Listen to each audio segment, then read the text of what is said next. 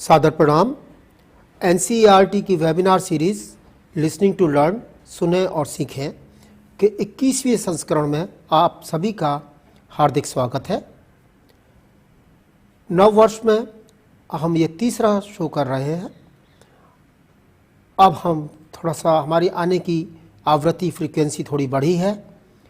आने वाले दिनों में हम इस आवृत्ति को बरकरार रखने का प्रयास कर रहे हैं।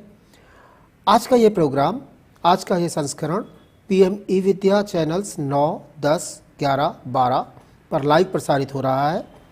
व्यूअर्स, आप अपने प्रश्न हमसे एनसीईआरटी ऑफिशियल यूट्यूब चैनल पर रख सकते हैं। आप इसी चैनल पर हमसे जुड़ भी सकते हैं। साथ साथ स्क्रीन पर दिखाए जा रहे ईमेल एड्रेसेस पर भी आप अपने प्रश्न हमें भेज सकते हैं, अपने सुझाव भी भेज सकते हैं। मेरा नाम गगन गुप्ता है। मैं department of education in science and mathematics NCERT में कार्यरत हूँ। आप लोगों के साथ लगभग हर हफ्ते बात करता हूँ।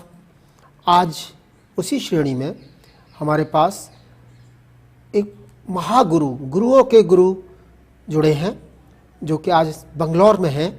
बंगलौर से हमारे साथ जुड़ रहे हैं प्रोफेसर एन सत्यामूर्ति, जो कि आज हमसे बहुत ही बेबाकी से बात करेंगे कि अपने छोटी छोटी चीज़ों से हम कैसे विज्ञान सीखें। उनके आज के भाषण का टॉपिक है learning science from kitchen garden. अपने रसोई के उद्यान से हम कैसे विज्ञान सीखें, इस बात पर प्रोफेसर सत्यमूर्ति हम लोगों से बात करेंगे। आपका स्वागत है प्रोफेसर सत्यमूर्ति हमारे इस फोरम में। मैं आपका सादर नमन करता हूं। आप गुरु हैं, हम सब के गुरु हैं। हम सब आपसे बहुत सीखे हैं और हमें पूरी उम्मीद है कि आगे भी सीखते रहेंगे। दोस्तों, मैं आपका प्रोफेसर सत्यमूर्ति सर के साथ थोड़ा सा तारुफ, थोड़ा सा मुलाकात कराऊं, ये आवश्यक है। सबसे पहले मैं इंडेप्टेड हूँ प्रोफेसर सत्यमूर्ति का स्वागत करने के साथ साथ, क्योंकि उनका एनसीईआरटी के साथ बहुत लंबा एसोसिएशन है। 1967, when I was just 2 years old, Professor Sathyamurthy won the National Science Talent Search Examination. So he is a pioneer NTSE awardee of the National Talent Science Search Examination of NCERT. Sir, this examination is still on. It is being done after every 10th class, and it is not only limited to science now. It has gone to all arenas, all areas. So it is growing. Yes, Dr. N. Sathyamurthy, Professor Sathyamurthy, is presently an honorary professor at the Indian Institute of Science Education and Research, IISER, Mohali. He received the National Science Scholarship from NCERT in 1967, as I just mentioned before, and then he pursued his BSc and MSc studies in chemistry at Annamalai University, Tamilnadu. Dr. Sathyamurthy is a fellow of the Indian Academy of Sciences, Bengaluru, Indian National Science Academy, New Delhi, and the World Academy of Sciences, Trieste, Italy. So highly decorated scientist of our country and a teacher as well. Dr. Sathyamurthy, a recipient of Shanti Sarup Bhatnagar Prize in Chemical Sciences from the Council of Scientific and Industrial Research, New Delhi. He has co-authored more than 200 research articles in the area of molecular reaction dynamics and atomic and molecular clusters. He has special interest in the symmetry of flowers and pattern formations. He was the chief editor of Resonance, Journal of Science Education, published by the Indian Academy of Sciences, Bengaluru, for the consecutive 3 years, 2018-2020. Professor Satyamurthy's contribution with NCERT has been enormous, including when NCERT organized its National Science Exhibition in 2014 at Mohali, at Chandigarh. So once again I welcome you, Professor Satyamurthy, and it's all yours now for around 45 minutes or so, sir. Thank you, Dr. Gupta, for the long and kind introduction. When you asked me to talk to school children, class 9 to 12, I wanted to talk about science in general. Science that we learn from looking around. Sophisticated lab का जरूरत नहीं है. अगल बगल में, रसोई में, जैसे आप बताया, गार्डन में, खेती में, देख देख के हम काफी चीजें सीख सकते हैं. उसके बारे में पूछ के भी आजकल गूगल से तो हमको बहुत इंफॉर्मेशन मिल जाता है. इसमें अब छोटी सी कहानी याद आ रही है. हमने अपना बच्चों को बोला था, अभी बच्चा अपना ग्रैंड चिल्ड्रन को बोलता हूं. ये कौवा जो पानी के लिए ढूंढ रहा था और छोटी सी गमला में इसको पानी मिला, लेकिन वो बिल्कुल नीचे मिला. ये सोचते रहा कि इससे पानी से कैसे हम पी सकते हैं.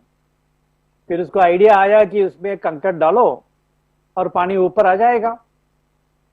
So by thinking of this, the crow learned, it did not know the principles of science, but it knew the basic philosophy of science.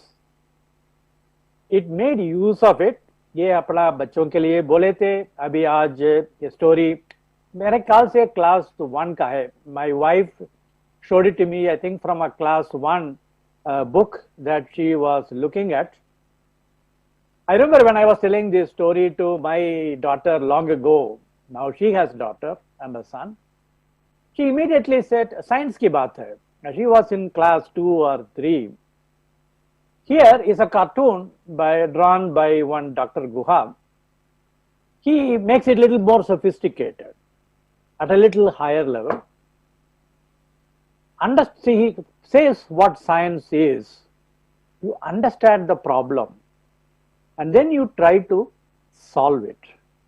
Then you come up with a plan, and you work it out. This is not only science, but this is also science and technology, if you wish. So science and technology is inseparable part of our daily life. Of course, very important for us, for you children, growing up in various classes, 9, 12. Soon you will go to college and do whatever you want to do. But what is the basic approach or philosophy of science? You must make observation. Of course, you can design an experiment and make an observation, or look at what is already there. कुछ चीजें तो हम लोग experiment कर सकते हैं, कुछ चीजें तो अपने आप हो जाता है. जो आसमान में दिखते हैं वो अपने आप होता है.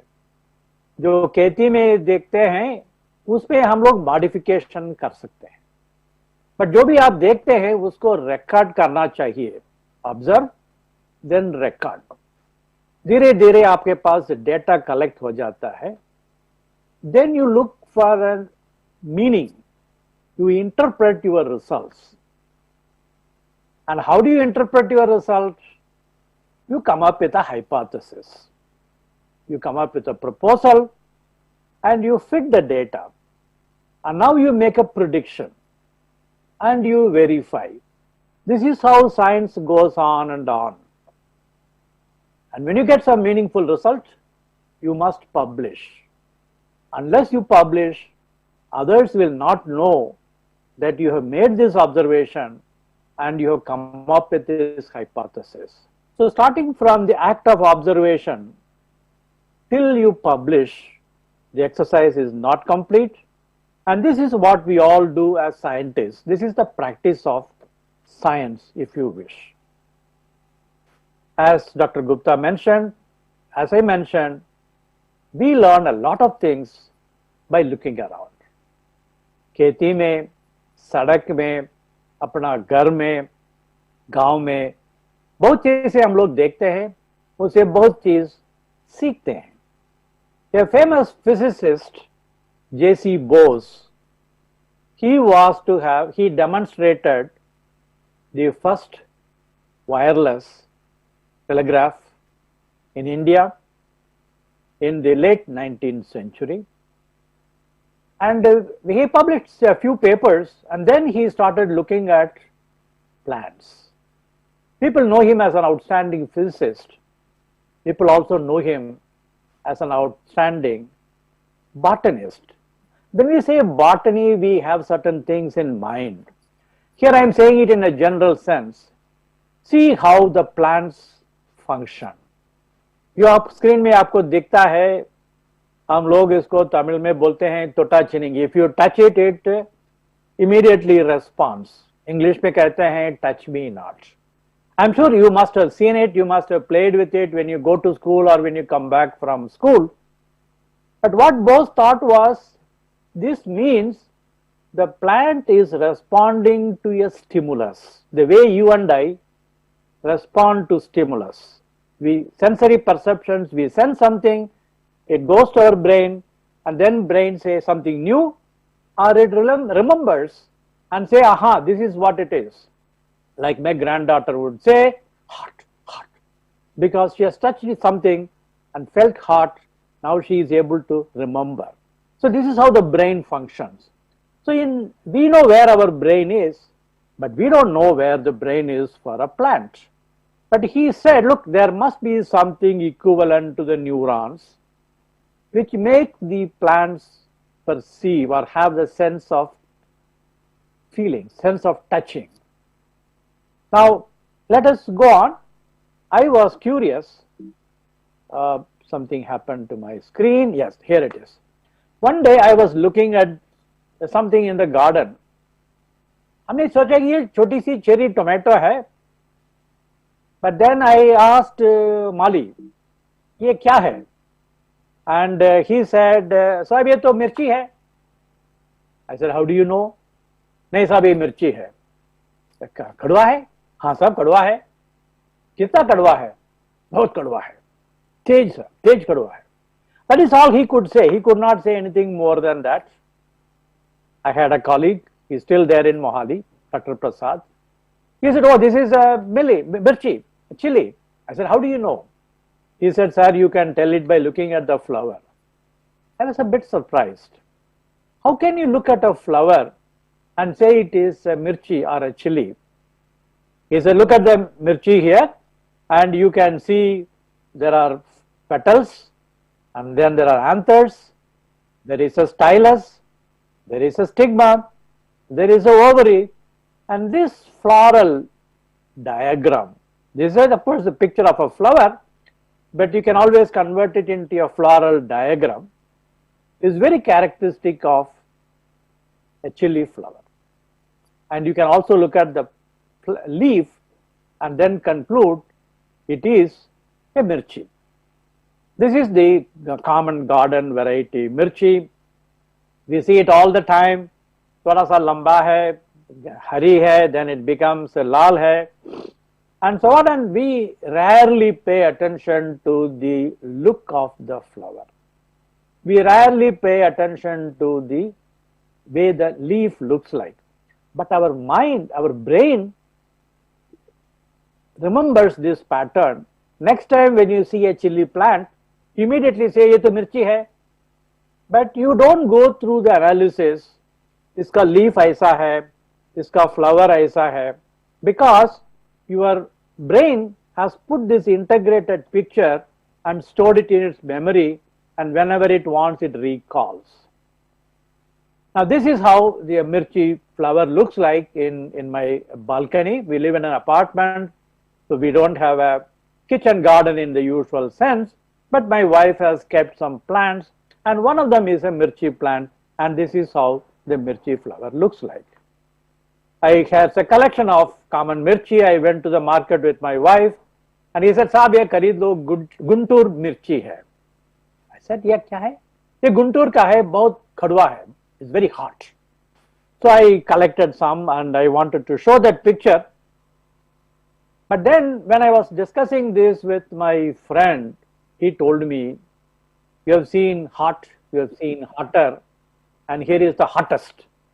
India has the hottest chili that we know of.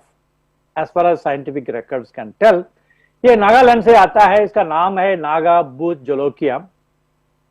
आप उस नॉर्थ ईस्ट गए तो आप मोमो खाते हैं, तो आप नॉर्थ ईस्ट का है, आप मोमो खाते हो तो उसके साथ आपके जरूर आप सांस ले लिए होंगे, बहुत हॉट है, but you have to have momo with this sauce, नहीं तो मोमो सा मजा नहीं आता है।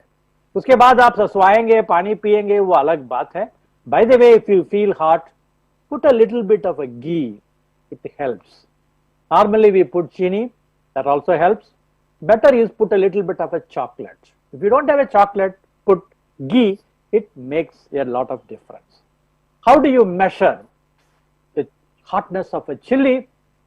There is a way of doing it. You extract the chili powder in alcohol, dilute it in sugar water solution, and go on diluting until it doesn't feel hot anymore. Naga Bhuj Jolokia, for example, is 1.6 million Scoville units. That means you have to go on diluting it million times. When compared to the normal garden mirchi, which is very, very light, वो नीचे लिखे हैं 0.001 million Scoville units.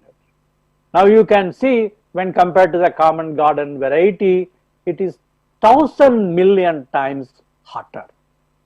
Now, that is how it looks. I have never seen, actually, I have seen Bhuj Jolokia in Tejpur, but I did not take a picture at that time. This I got it from the Wikipedia.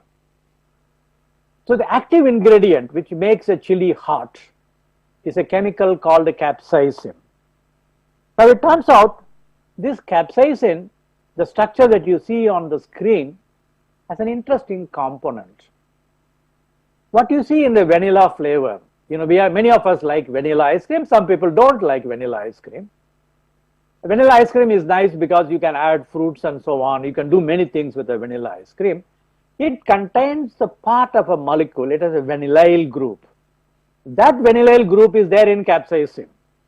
So it's a strange thing. You know how vanilla is, how nice fragrance it is, and it is not, if it was hot, you won't eat the vanilla ice cream.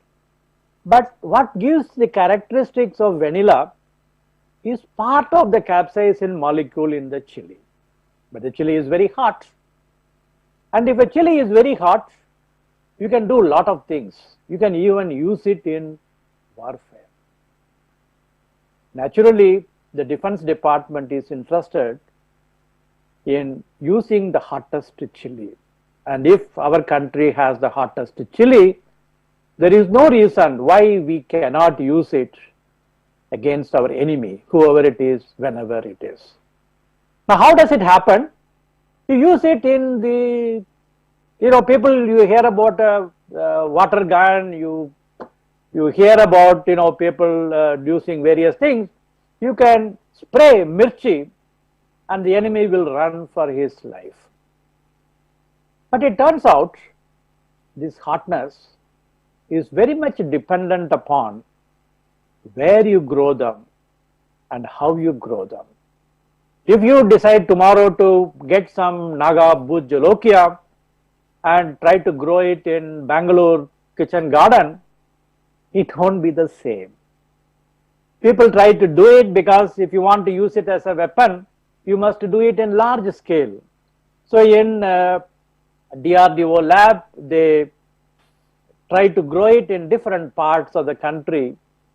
In different places, it has different levels of pungency. Of course, one of the common vegetables my wife likes, I don't call it a vegetable, but she likes it, is the bell pepper. It's a color ka aate hai, but they are not hot at all. You can even call them as a sweet pepper if you wish. वो तमिल में एक कहावत है, chilli जितना छोटा है उतना कड़वा होता है. The smaller the chili, the hotter it is. Now you can say the converse, the larger the chili, the less hot it is.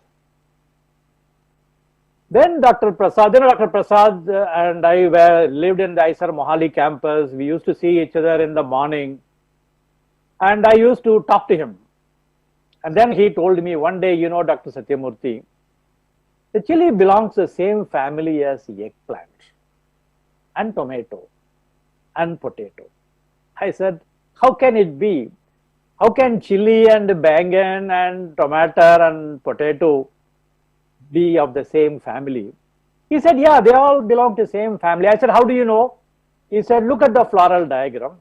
Here is the floral diagram for the mirchi, and there are 5 petals which are indicated here. The black wala you can see here, the 5 petals, 1, 2, 3, 4, 5, and you can see 5 anthers, and then there is the ovary here, the gynoecium as they have put it, and then you can see all the pollens. You know, the botanists have their own way of drawing things. What I showed a little while ago was a photographic picture.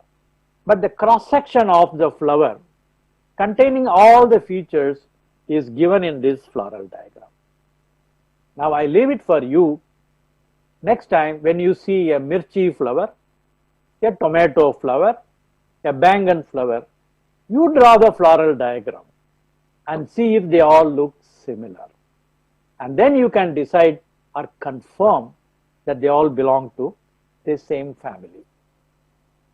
I say a few things repeatedly to send home a message. As Dr. Gupta said, I have been a teacher for many years. One of the things that we know as teachers is to repeat the concepts during a lecture so that it sinks into your head, you remember. Today, of course, you talk about a take-home message. So one message here is that these different looking plants, they all belong to the same family. And so is tobacco. You know, you are not allowed to eat tobacco now, you are not allowed to smoke tobacco, but the tobacco strangely belongs to the same family as mirchi. Here is a little picture of eggplant, brinjal, बैंगन, बंगाली में इसको बेगुन बोलते हैं, and इसका देखो 5 petals है और anthers है. If you look closely inside, you will be able to see the stigma, stylus, and the ovary. And that's a tomato flower. The color is different. The way the petals are shaped is different. The previous one was called carnate. All the petals are fused together, but here the petals are separate. But that doesn't make a difference. And they belong to the same family. Then I thought I have now learned botany. The next time I looked at a bangan, I looked at tomato, and then Dr. Prasad said, look, bangan has a crown and a stalk. You know, bangan ka crown we all have seen. You know, कहानी में बोलते हैं बैंगन को राजा माना जाता है because वो crown है. But then so is tomato. Tomato also has a crown and it has a stalk. That is a common feature between the two. But you know, potato has no crown and no stalk. And actually it is grown beneath the soil. In IISER Pune, they are trying to grow this above the soil so that you can pluck potatoes the way you pluck bangan. It has not come to the market level, they're still in the laboratory level, but you can look at the flower. I have not seen a potato flower so far. I downloaded it from Wikipedia, and you can see the 5 petals, and you can see in the middle here the anther, very similar to the flower of the mirchi that you saw. And now I'm going to show you a bunch of flowers which we see not necessarily in the kitchen garden on the way to school and when you walk around. Datura alba is because it is white, because you can have a datura pink also. In Tamil it is called umatambu. When we were children, this is the flower that we would pluck on the roadside and take it to the class to study the parts of a flower. It's a beautiful example to study parts of a flower. And that is how the flower looks like, very thorny, and the fruit looks like very thorny, and it's actually poisonous also. It's perfectly all right to pluck the flower and study its parts, but I would say don't touch the fruit. People isko to Shivji ko chadate hain.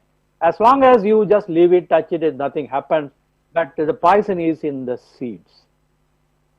A Chinese lantern bolte hain, Faisal is, on the way to school we used to pluck it up and used to put it on our forehead, वो टप sound आएगा. इसके अंदर वो मटर जैसे इतना छोटा सा फ्रूट है, but the bigger one has this thing around it, and it is called a Chinese lantern. What you see here is the flower, and what you see here is the fruit. And now there are so many of them. There is Solanum torvum, which is called a turkey berry. In Tamil it is called a sundekai.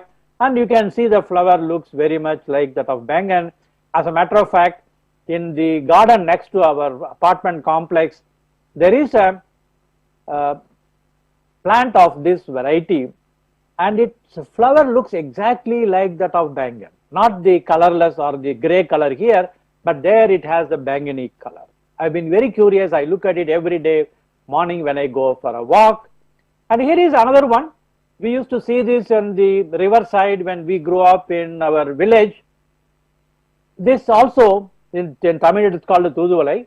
It also belongs to the Solanaceae family, and this one is called Manathakali Solanum nigrum, and they all have very similar flower, very similar fruits, and so on. They belong to the same family. So to sum it up, chili, bangan, tomato, potato, they are all the same family. What we talked about is at the floral level, at the fruit level. How about the molecular level? Today everybody wants to do biotechnology, they want to do molecular biology. Well, my friend looked at it, and I will show you the result that he got. It is one last time. I am showing pictures of this family, and here is a potato in case you have forgotten, and that's a tomato, and you see how different they are, and here is the mirchi. And strangely, they all belong to the same family. Of course, you can make a good sabji out of it. Mirchi और tomato मिला के फिर उसमें आप आलू का सब्जी बना सकते हैं. And I leave it to you, your mother, whoever is looking at it. Professor Khurana, who just passed away a few months ago, is a well-known scientist from Delhi University. He was part of an international team to do the genomic studies. One day when I was talking to him in the academy, he said, haven't you seen our paper? We just published the tomato genome. And he sent me a copy of the paper. I invited him to Mohali. He gave a talk. And what did they find?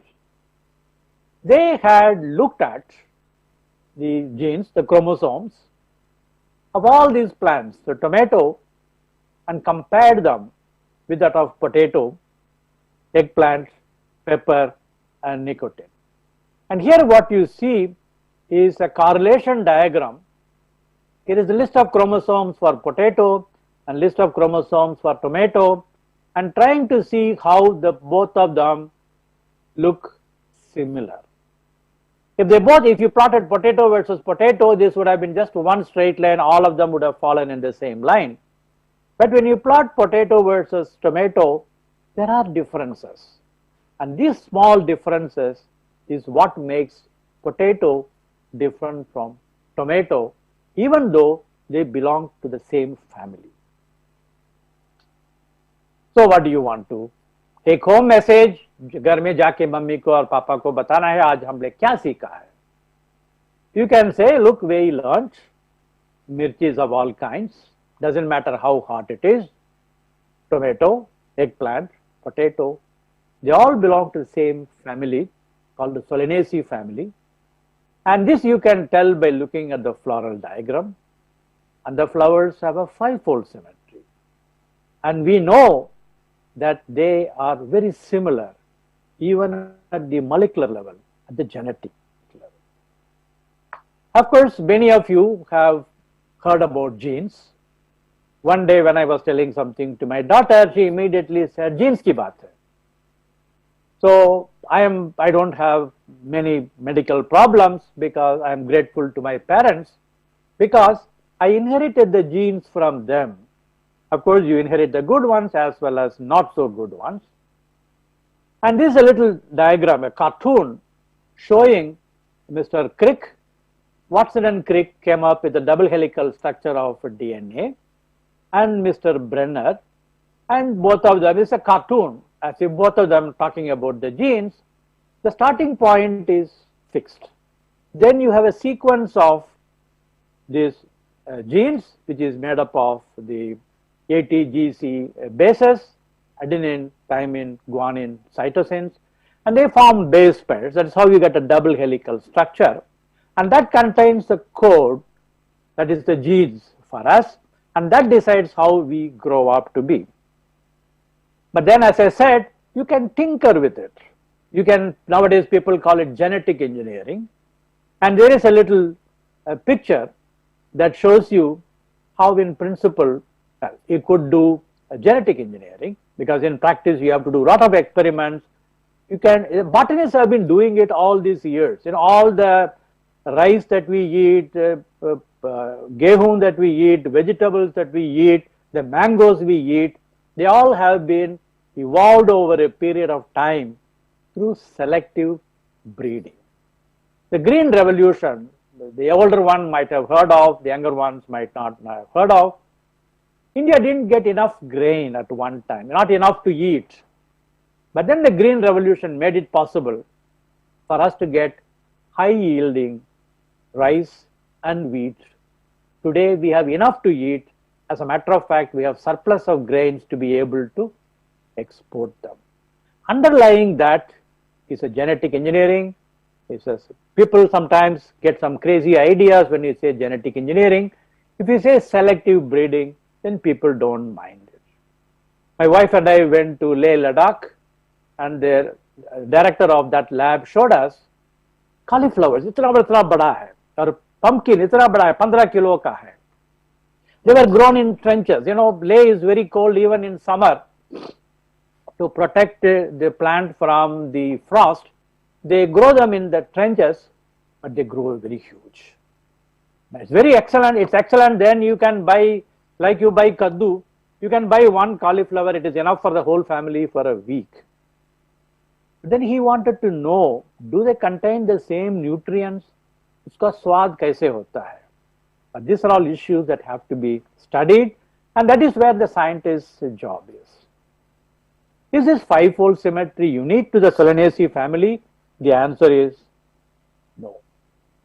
You will find them, this is the time of the year, you see the people buy pumpkin, cucumber. Soon winter will go, spring will come, summer will come. We'll be eating a lot of pumpkin, cucumber, and so on. And if you look at those flowers, they also have five-fold symmetry. So you can say flowers of Solanaceae family have five-fold symmetry. But the converse is not true. Not every flower having five-fold symmetry belongs to the Solanaceae family. You need to look at a little bit more closely. Look at the floral diagram a little bit more closely before you decide whether it belongs to the Solanaceae family, to which bangan, chili, potato, tomato belong. I'm going to show you a bunch of flowers. I don't expect you to recognize each one of them. I definitely do not expect you to remember the names of all of them. For some of them, I myself have not found out the name. What is there in a name? You look at the flower, you look at the beauty. If you want a little more, you do a careful study, a close study, a careful scrutiny, whatever you call it. There is a flower called a temple flower. It's called a Plumeria alba. It is white in color, but you get them in a variety of colors. And here is a flower that we use for offering to the Lord in the temples. And there is something called Rangoon Creeper. I found this picture in IIT Kanpur. When you go from one building to another, a lot of these creepers are there. Until I started looking at the flowers, I didn't know this is called a Rangoon Creeper. This is Nerium. You know, you drive around many parts of the country, Sadak mein, a lot of these plants are there. Normally this is of the red color, but you do get different colors also. Vinca rosea. My father would not allow this to be grown in our garden because traditionally it was found in near cremation grounds. But today we know that this flower is very valuable. It contains a chemical called vinblastine and vincristine. They both are anti-cancer compounds. Dr. A.V. Ramarao, who has a A.V. Ramarao lab, Avra Labs in Hyderabad, is a pioneer in extracting these chemicals from Vinca rosea. And today, he makes millions, or crorepati hai, bahut crore inke paas hai. One of the things that they do is to extract this chemical. They also do lots of other things. They synthesize lots of chemicals. But he is a pioneer in characterizing this chemical and making them in large quantities. This flower is called Egyptian star. Now, this is the hibiscus. Normally, I have seen this hibiscus, only the central one, where the red color. But when my friend Dr. Prasad told me that these are all different colors, they all belong to the same family. My wife likes to have a very nice kitchen garden, so she used to have a lot of this hibiscus. And I found out to look at biodiversity, I don't have to go to some jungle. It is there in our garden, kitchen garden. She had planted so many hibiscus plants, and different ones giving different colors, different shapes, different sizes. One of them, you see a little one here, it's almost like a mirchi. It's called a mirchi wala variety, and it is a double decker. Very difficult to say that it is hibiscus, but this is a typical hibiscus, but they all belong to the same hibiscus family. Then my friend Professor T.R. Rao surprised me and said, Gongura, people from Andhra Pradesh, if somebody is listening to me from Andhra, they would immediately understand Gongura. Gongura बहुत चटनी बनाते हैं, बहुत अच्छा होता है, बहुत hot, along with the chili. It's very hot. This one is a sour. You mix it with the chili and then mix it with the rice and you can eat a lot of it. Bindi, my teacher used to say, eat a lot of bindis, it is good for your brain. I never found out whether it is true or not, but I like bindi. And here is a bunch of other flowers, and here you see is one that you come across, and you put this flower for Shiva, you put this flower for Ganesha, and so on. And when I went to this lab, Indian Association for Cultivation of Science in Kolkata, this is where Raman did his pioneering work and discovered Raman effect. Not in this campus, in the old campus, the new campus have a lot of these flowers. I was quite fascinated. And I went around taking pictures. Then my friend came and told me, this is petunia. Petunia are of different colors. The size and shape is the same, but the colors and patterns are different. For some reason, Japanese have done a lot of research on petunias. ये तो रात की रानी है. When you walk around, you can smell it.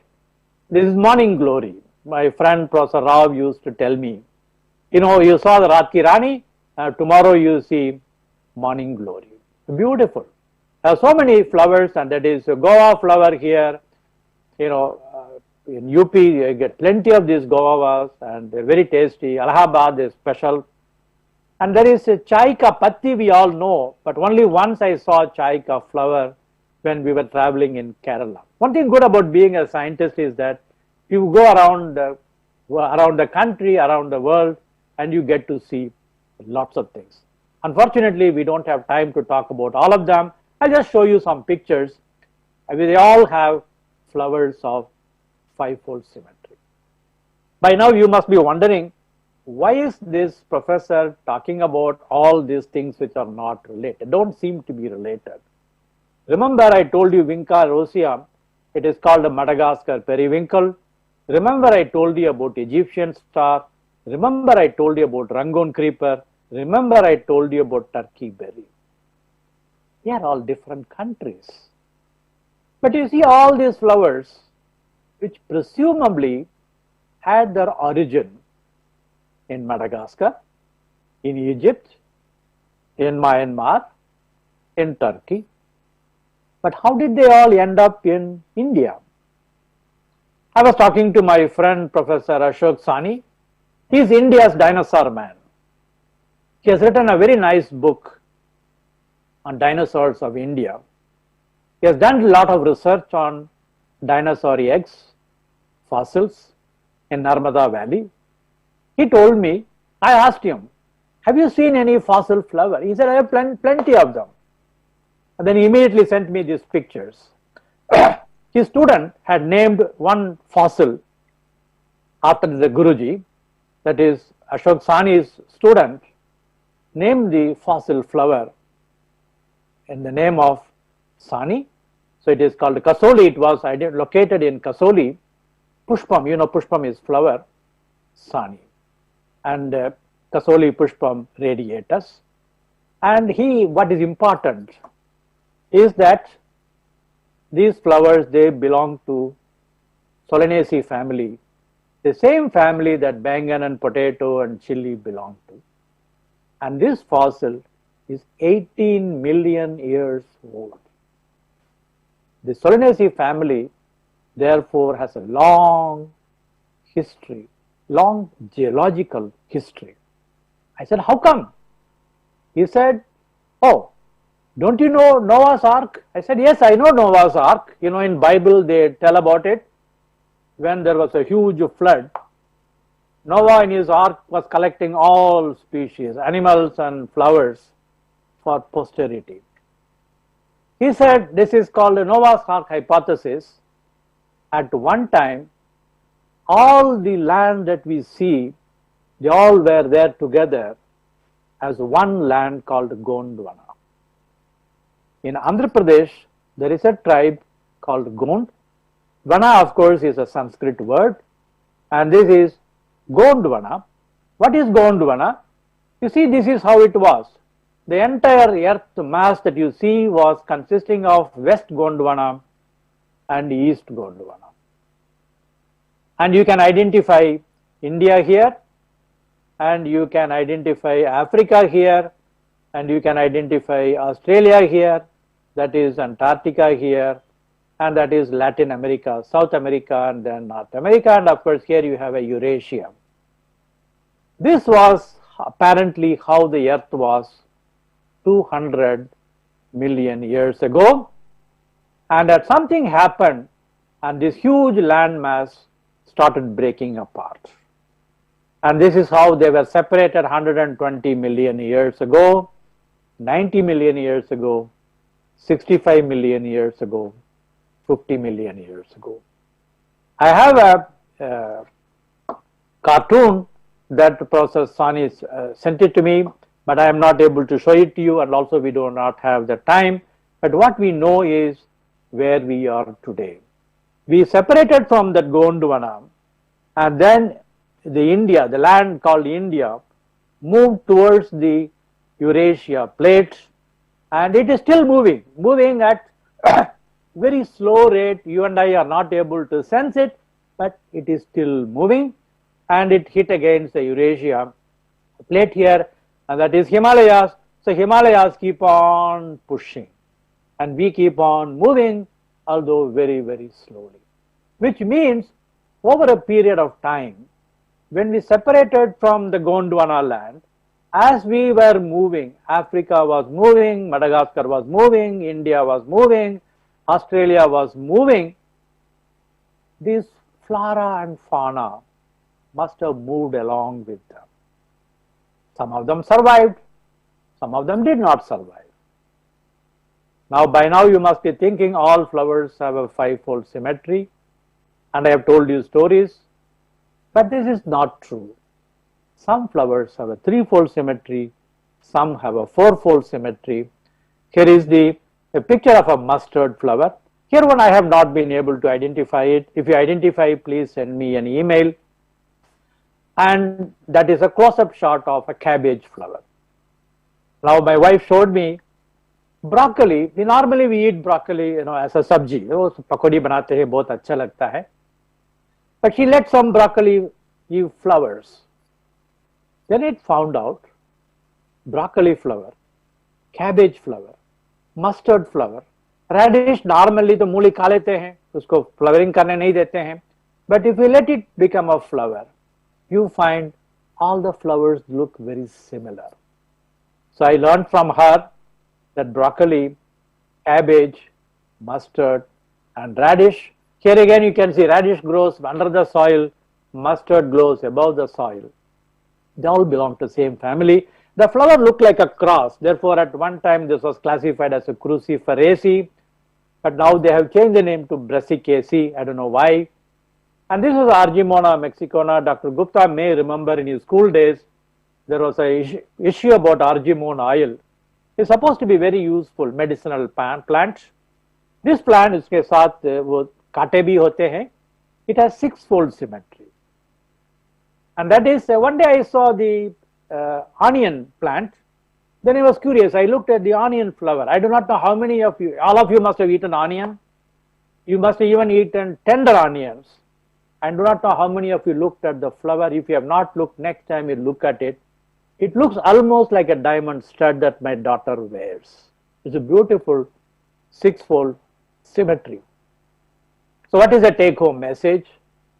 Flowers can have a five-fold symmetry, four-fold symmetry, and a six-fold symmetry.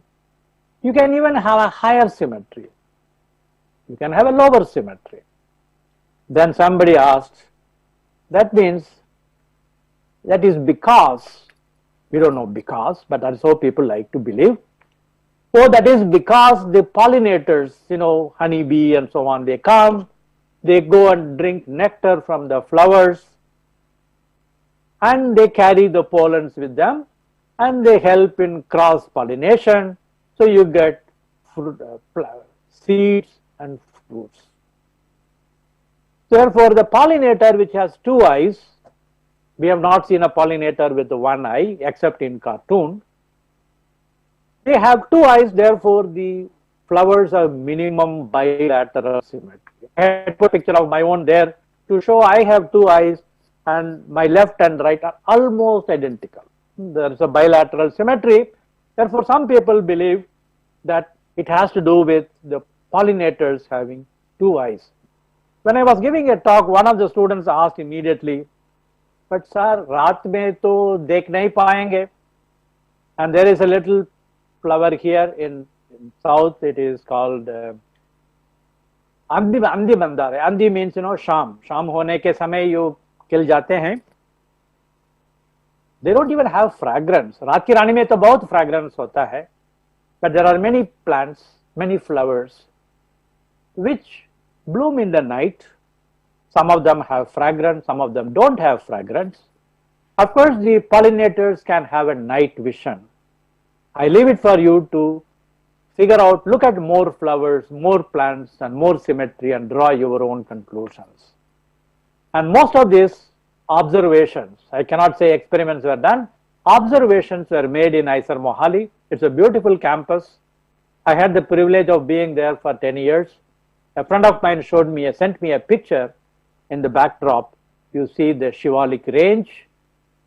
And if you are excited and you want to become a scientist, I would say join one of the IISERs.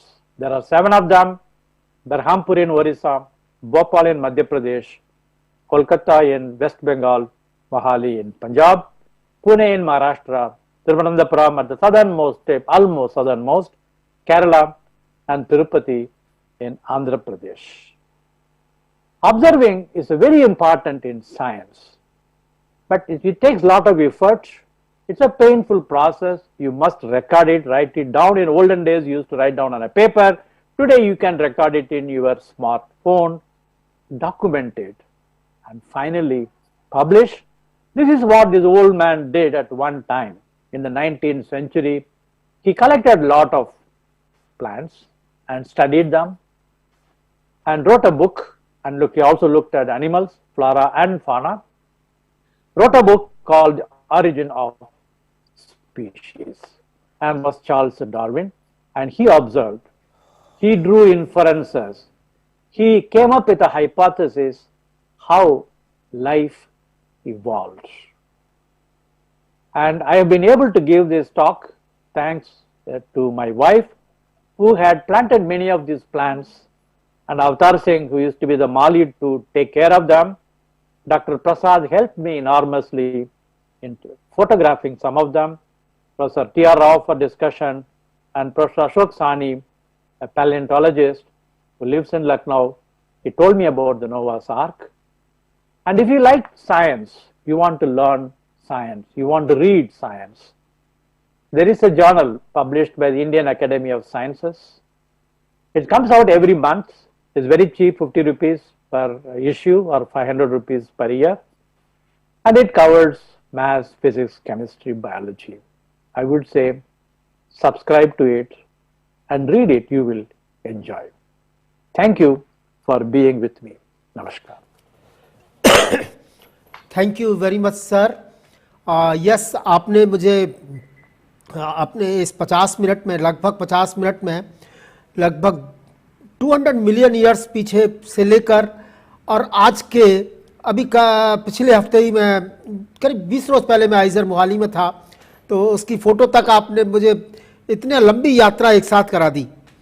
और बीच में आपने मुझे बहुत सारी चीज़ों का एकदम से मैं भूल गया कि कब मैं नागालैंड में हूँ, कब मैं लद्दाख में हूँ, कब मैं त्रिवेंद्रपुरम में हूँ, और मैं दिल्ली भूल गया एक तरह से कि मैं दिल्ली में हूँ.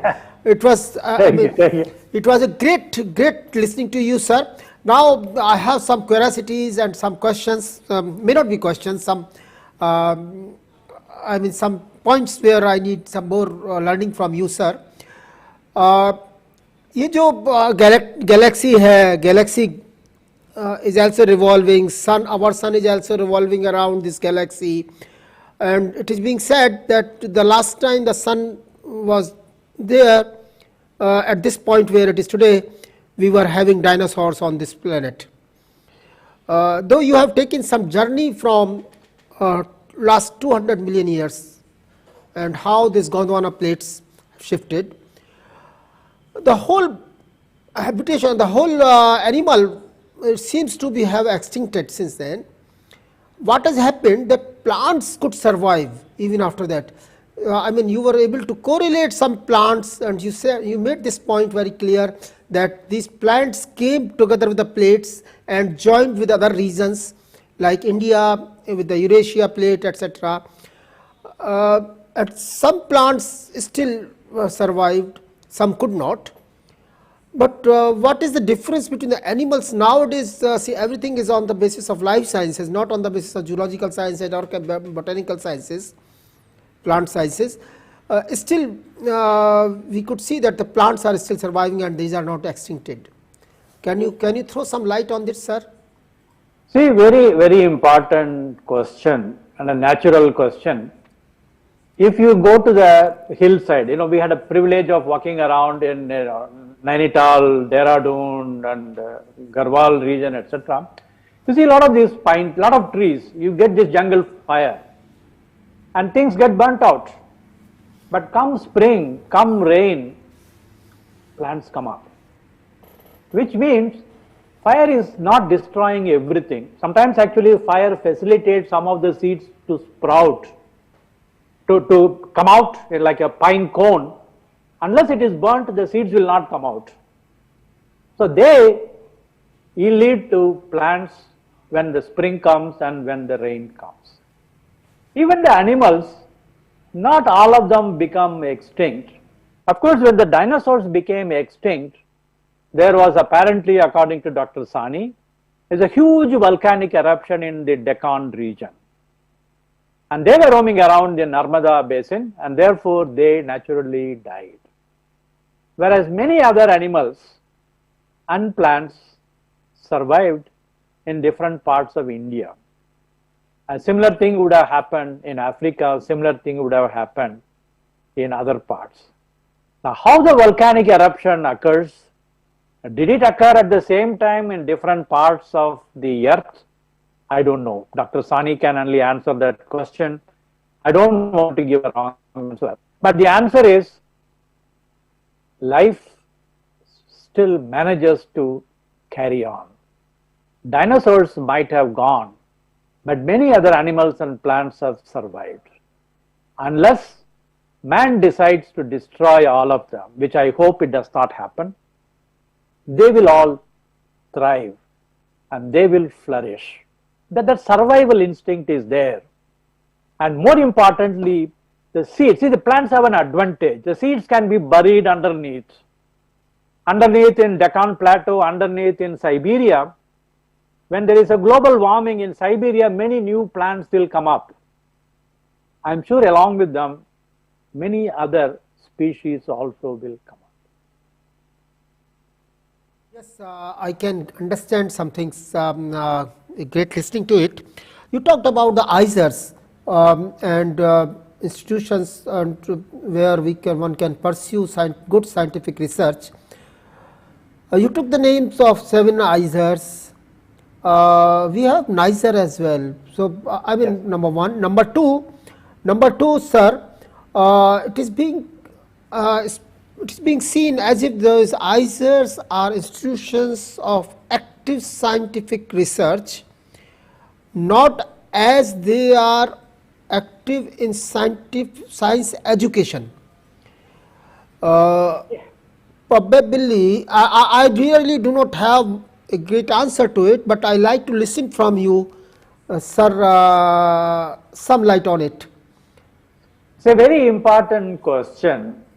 You see, IISERs were set up with a purpose.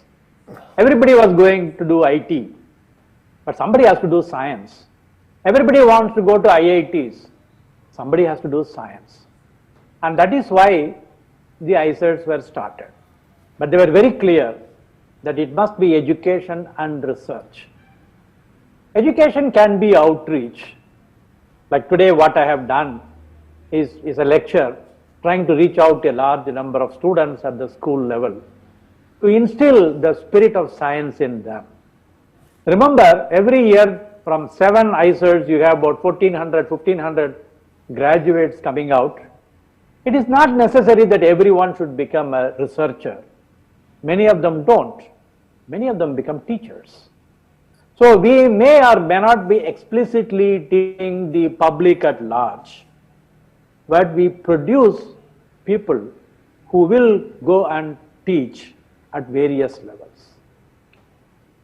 And some of our graduates, particularly women, do not take up higher end jobs. They are happy, they get married, happy or not happy, they get married, they have children, and they educate their children. They do a wonderful job educating the next generation. So please don't look at it from a narrow point of view of IISERs having to do specifically education. They do in a general sense, and you will see the cascading effect as years go by.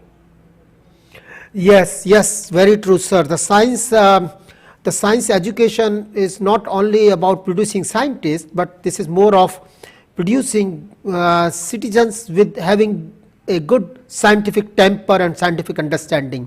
Wherever they work, whether they work in music, whether they work in agriculture, or whether they work in mountaineering, or wherever they work, they apply science to it. Today, sir, very interestingly you mentioned, or you made us to understand how to pursue science through observations, by observing the things. I am very happy to inform you and to all viewers today that our next 2 sessions are dedicated for learning by listening. I mean how to learn by listening, और how to learn to reason by listening. सुनकर तर्क करना सीखें. आज हमने सीखा देख करके ऑब्जर्वेशन के बेसिस पर. अगले 2 एपिसोड्स 21 और 24 जनवरी को, 14 जनवरी को हम मकर संक्रांति है, पोंगल है, देश के विभिन्न हिस्सों में त्यौहार है. हम उस दिन इस शो को नहीं करेंगे. 21 अगले शुक्रवार और उसके आने वाले सोमवार को 24 जनवरी को हम इस एपिसोड को दोबारा से करेंगे, जब हमारे साथ आइजर पुणे के प्रोफेसर केपी मोहनन हमारे साथ होंगे, जो कि इस समय त्रिशूर केरला में है, जो त्रिशूर केरला से हमारे साथ जुड़ेंगे. तो दोस्तों, before Dr. Gupta, before you sign off, I want to point out this picture here. It tells how to learn by listening. You learn about the birds communicating. Yes, sir. True. So, I mean, we were very cautious having those sessions after your session. That first observation and then listening, communication, I mean everything together makes it to happen. And thanks to you, sir, who agreed to be with us and to deliver a session, a beautiful session. जितना जिसमें कि जितना travel कराया आज आपने, वाकई में पूरा हिंदुस्तान और पूरा मेडागास्कर, साउथ अफ्रीका, कहाँ कहाँ आपने ले गए हमें, रियली पूरा आपने दुनिया घुमाई आज, हमें बहुत मज़ा आया सर. तो hope to see you again, sir, and viewers again on 21st and 24th of January. Till then, bye. Thank Namaskar. you. Thank you. Namaskar, sir.